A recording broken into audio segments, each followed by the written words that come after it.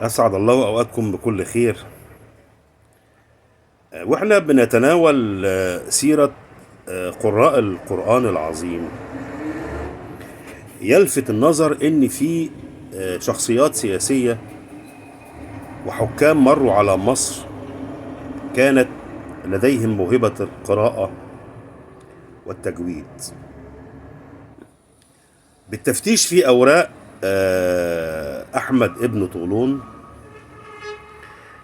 لقينا انه هذا الرجل كان يملك صوتا جميلا ويجود القرآن بطريقة رائعة.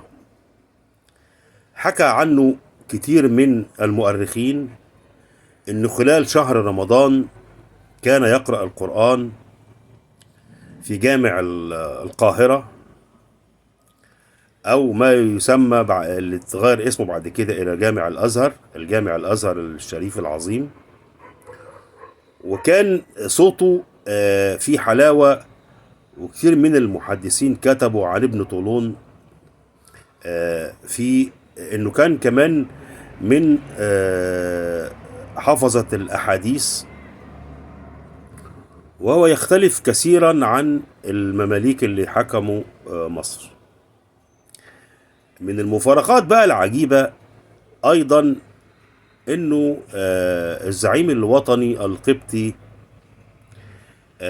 مكرم عبيد كان بيقرأ القرآن وكان له صوت جميل عجيب. والله أعلم بما كان في قلب مكرم عبيد، سواء أسلم أو بقى قبطيا، أمر الدين عند الله معلوم ولدينا مجهول أو مجهولا. ليه بقى؟ لأنه لما مات مولانا الشيخ محمود البربري قارئ القرآن العظيم أو قارئ ثورة 19 اللي أنا كتبت عنه قبل كده في عدة صحف مصرية وعربية، كان صوته شديد الروعة. وكان مولانا محمود البربري مش بس قارئ للقرآن العظيم، أيضا كان موزع منشورات ثورة 19. وكان الشيخ البربري يخبي المنشورات في الجبة والقفطان ويخرج، وكان يستطيع أن يناور الاحتلال الإنجليزي. وساعات لما كان يهجم القتلة الإنجليز عليهم كانوا بيعملوا صوان وهمي في الشوارع ويكون مقر توزيع منشورات ثورة 19.